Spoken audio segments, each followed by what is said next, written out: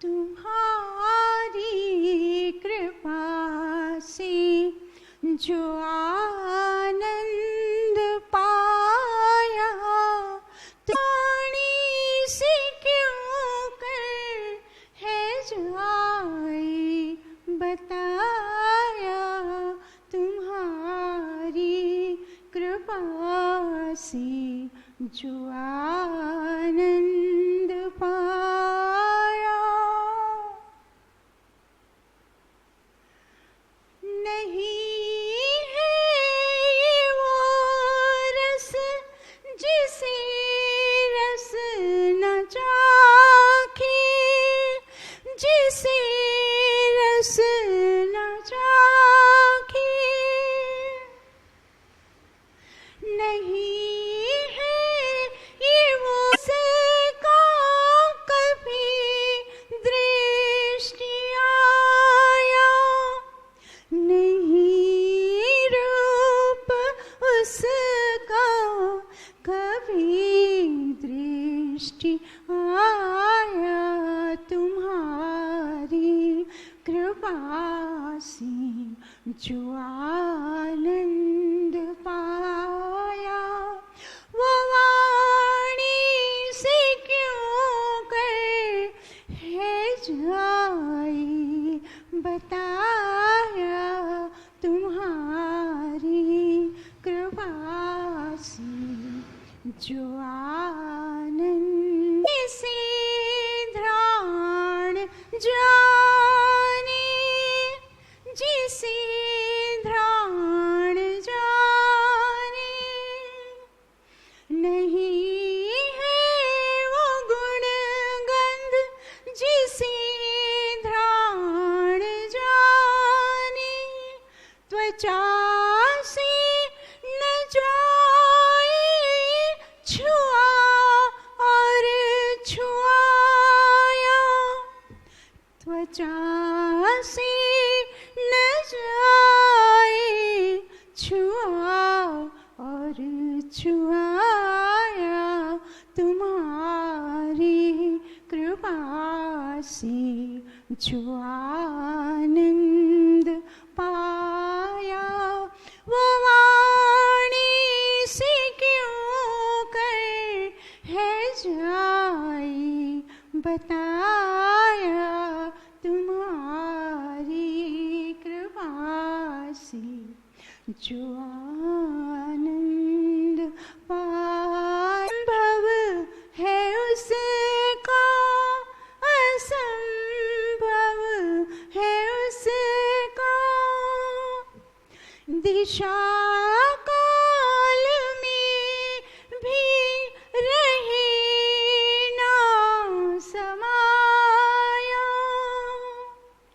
दिशा काल में भी रहे ना समाया।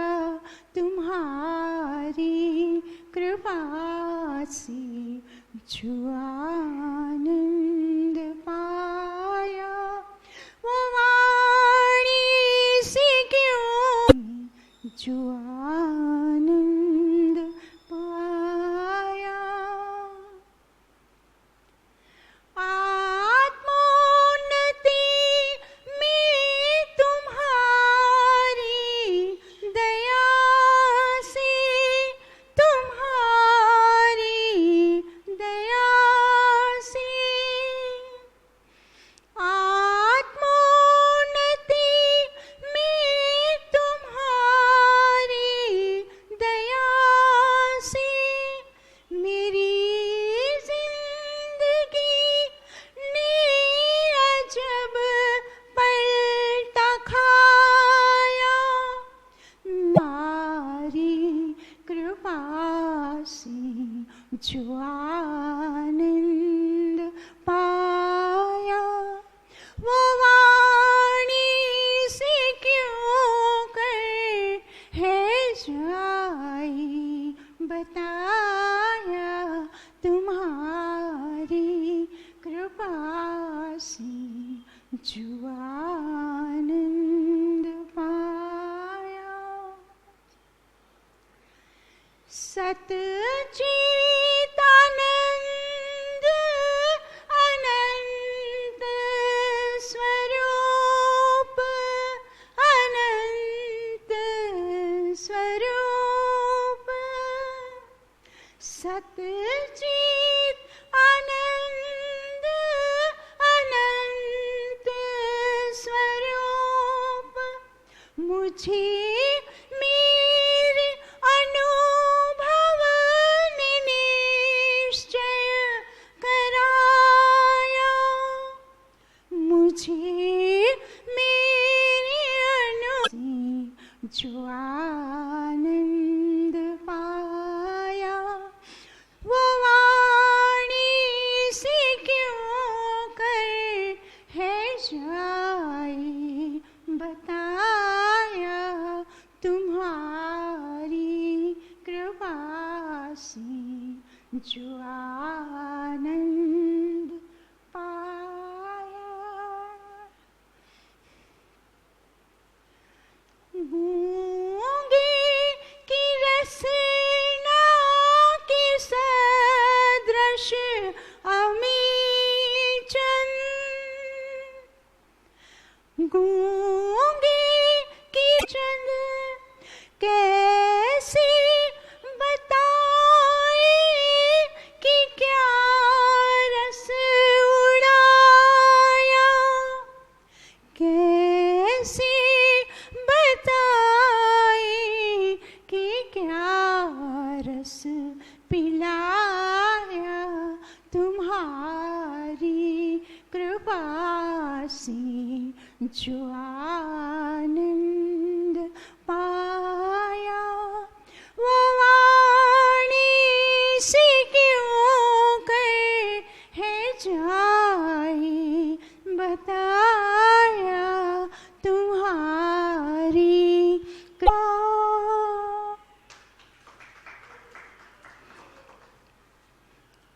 बहुत ही सुंदर भजन, जिसमें हमें स्वयं हम सबको भाव विभोर एकदम जो हमारा चित्त है वो परम पिता परमेश्वर से जुड़ गया।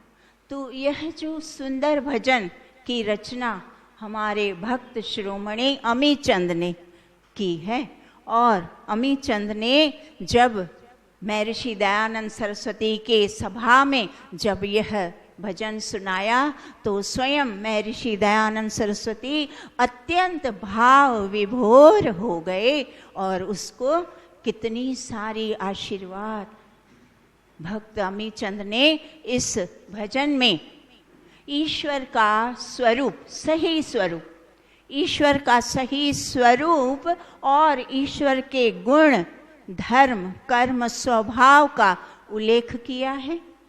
और आगे उन्होंने अपने जीवन की भी बात बताई है। देखो कितनी सुंदर बात, उन्होंने एक अजब पलटा खाया।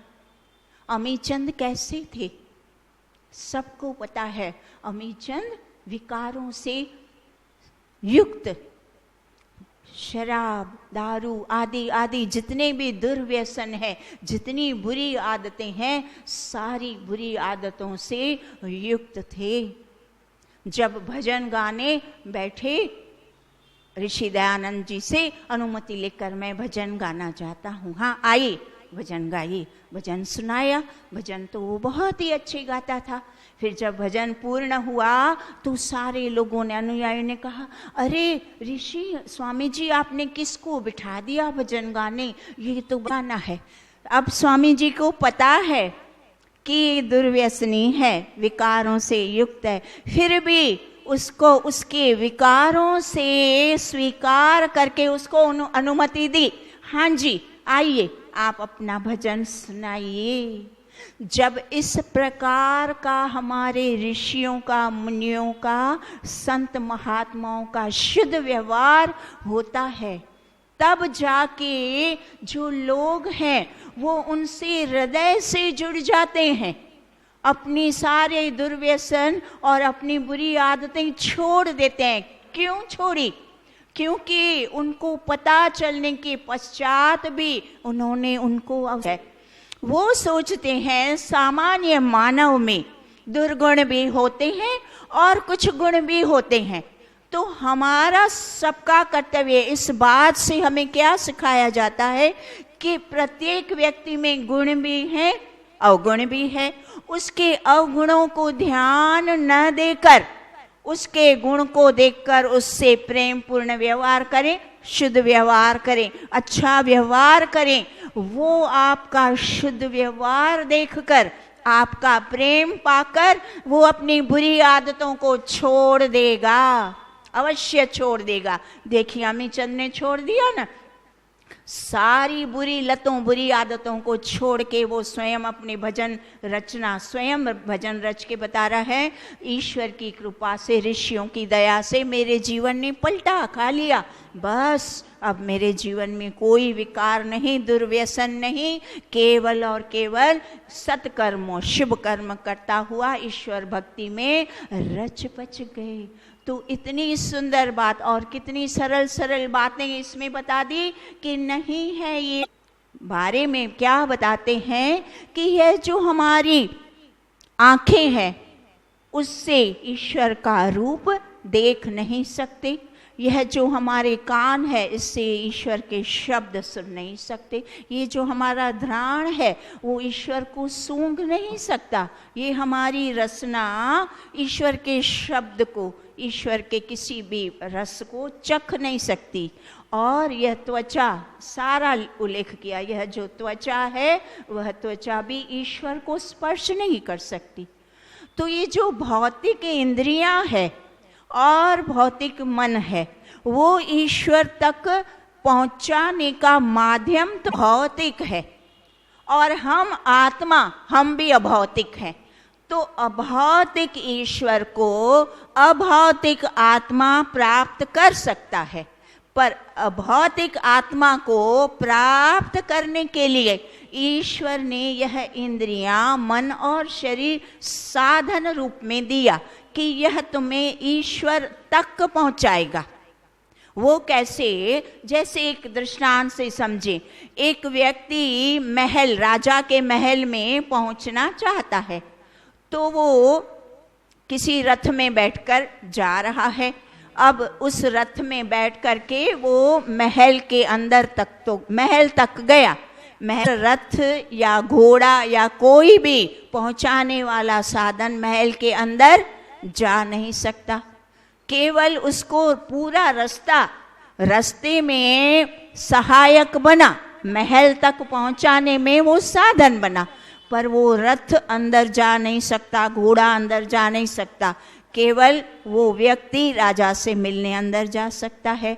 उसी प्रकार यह हमारी भौतिक इंद्रियां और भौतिक मन, भौतिक शरीर हमें ईश्वर की प्राप्ति कराने में साधन तो बनता है, आध्यात्मिक यात्रा में हमारी सहायता तो करता है, सहायता पूर्ण करता है, पर फिर अंदर जाने की उसकी नो एंट्री। मोक्ष में देखिए भौतिक शरीर छूट जाता है, भौतिक मन, भौतिक इंद्रियां, कर्म इंद्रियां, ज्ञान, कुछ भी नहीं, केवल अकेला आत्मा मोक्ष में जाता है। ईश्वर की प्राप्ति अंदर जब हम समाधि में, ध्यान में बैठते हैं, तब भी मन और इंद्रियां बाहर तक होती है, वो अंदर नहीं जा सकती। वो अंदर का आत्मा और परमात्मा वो कैसा है? अच्छेद है, अभेद है, उसके अंदर कोई छेद नहीं, कोई भेद नहीं। ईश्वर कैसा है? ईश्वर का सही स्वरूप आज हम एक मंत्र के माध्यम से, अथर्ववेद का मंत्र है, उसके माध्यम से अच्छी तरह से समझने का प्रयास करते हैं। ओम अकामो धीरो अमृतो स्वयंभू रसेन तृप्तो न कुतश्च नो नः तमेव विद्वान् न विभाय मृत्युः आत्मानं धी। और 8वां सूक्त और मंत्र संख्या 44। तो प्रथम पंक्ति में क्या बता दिया? अकामो धीरो अमृतो स्वयंभू। तो शाब्दिक अर्थ हम समझते हैं, तो क्या प्रथम शब्द आया अकामो। ईश्वर कैसा है?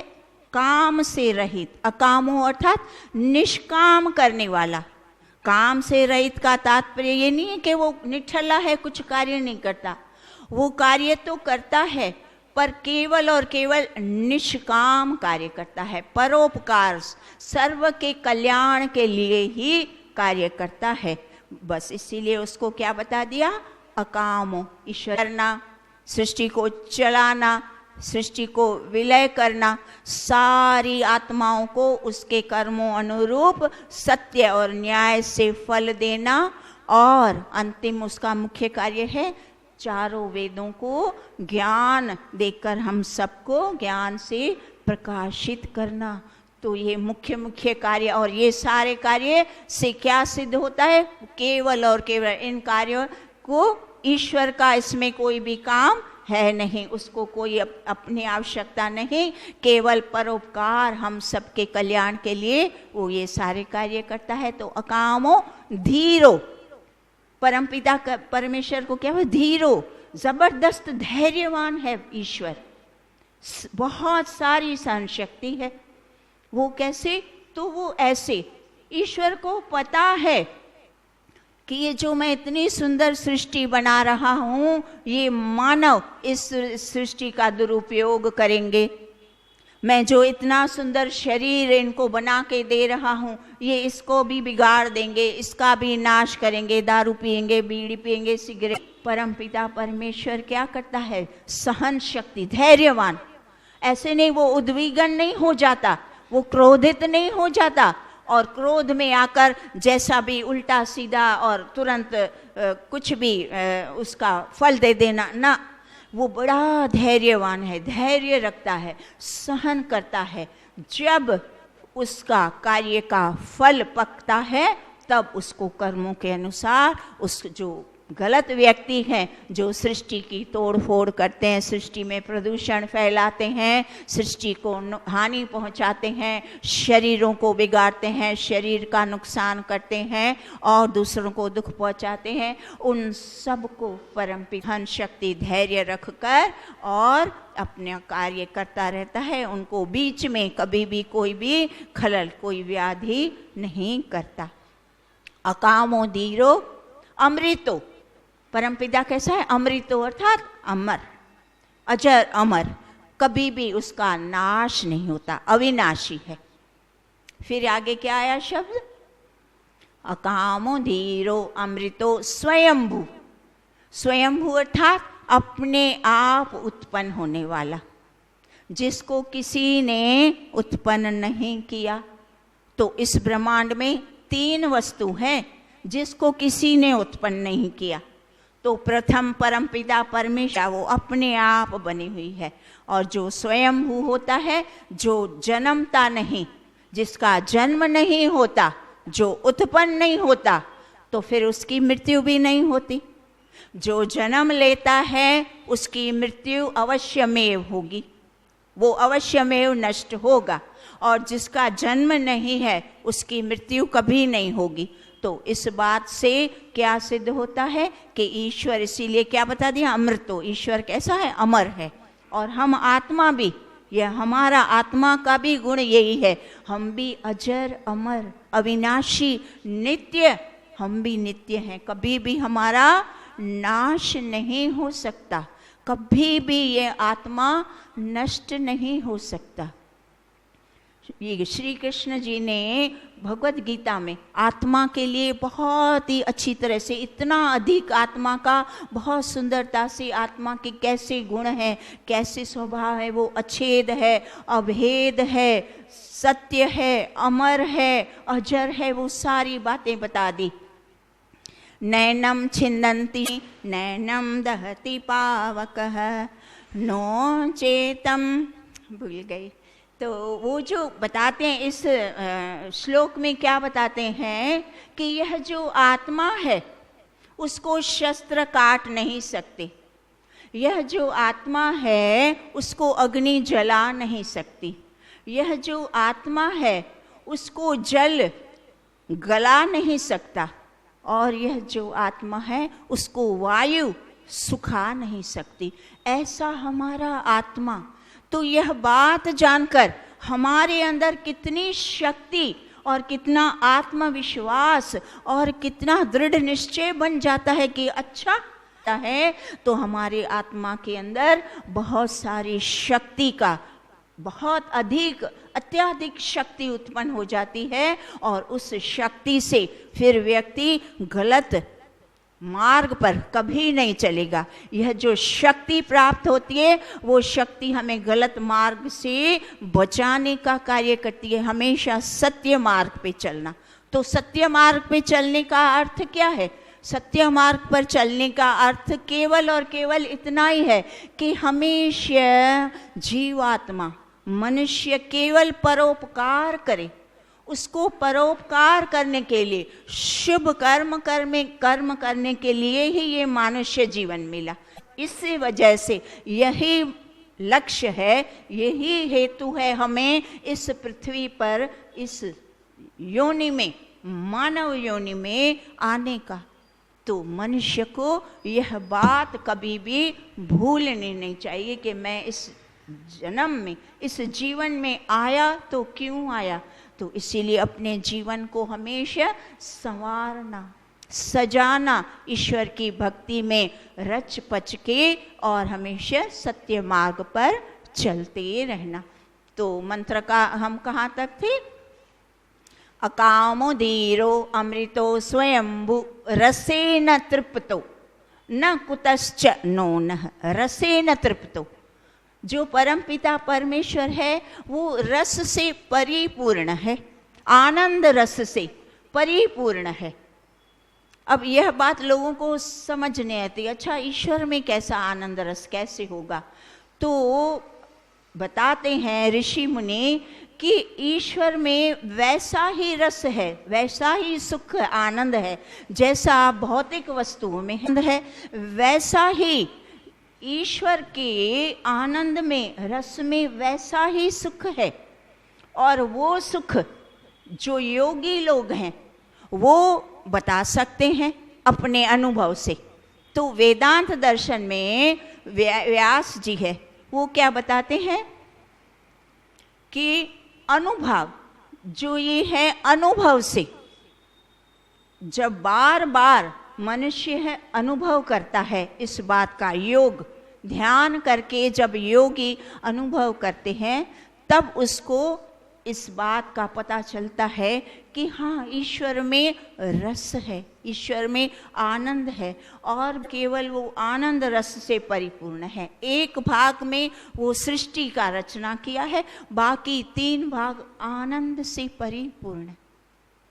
अब ईश्वर के आनंद में और भौतिक आनंद में, इन दोनों के स्तर में, क्वालिटी में बहुत अंतर है। जो भौतिक रस है, जो व्यक्ति, एक व्यक्ति अगर भौतिक वस्तुओं का रस लेता है, आनंद लेता है, सुख उठाता है, तो वो थोड़ी देर के लिए उसको अच्छा लगता है, फिर उसके बाद उसको उस चीज़ को छोड़ देने की इच्छा हो जाती है। तो वो कैसे? जैसे यहाँ 36 प्रकार के, कोई बोले तो धीरे धीरे मैं रस ले लेके आधा घंटा, क्या उससे अधिक वो खा पाएगा? बस बोलेगा बस, कोई बोलेगा बस छोड़ दूंगा, मुझे उल्टी आ जाएगी, बस हटाओ, मुझे नहीं चाहिए, वो छोड़ देगा। तो वैसे ही जैसे यह एक पदार्थ है, सारे पदार्थ, 5 विषय जो भौतिक हैं वो सारे के सारे इसी प्रकार हैं। कुछ समय तक हमें अच्छे लगते हैं, फिर थोड़ी देर में उससे मनुष्य उब जाएगा, बोलेगा बस अब नहीं चाहिए, वो उसको छोड़ देगा। पर ईश्वर का रस, ईश्वर का आनंद ऐसा है जो कभी नहीं छोड़ता, वो केवल सुख परिपूर्ण है, आनंद से परिपूर्ण, उसको छोड़ने की इच्छा नहीं होगी। वो चाहे जब तक भी वो भोगता रहे, उसको वो उसमें आनंद ही आनंद आता है, सुख ही सुख आता है। फिर दूसरी बात बताई, भौतिक आनंद जो सुख है उसमें 4 दुख भी समाहित हैं, परिणाम दुख, ताप दुख, संस्कार दुख और गुणवृत्ति विरोधी, ये 4 दुख भी उसमें समाहित है। पर ईश्वर का जो सुख है, जो आनंद है, रस है, वो पूर्ण शुद्ध है, सुख है। वो जो भौतिक सुख जो लोग लेते हैं वो क्या होते हैं, इंद्रियों के और मन के गुलाम, दास बन जाते हैं।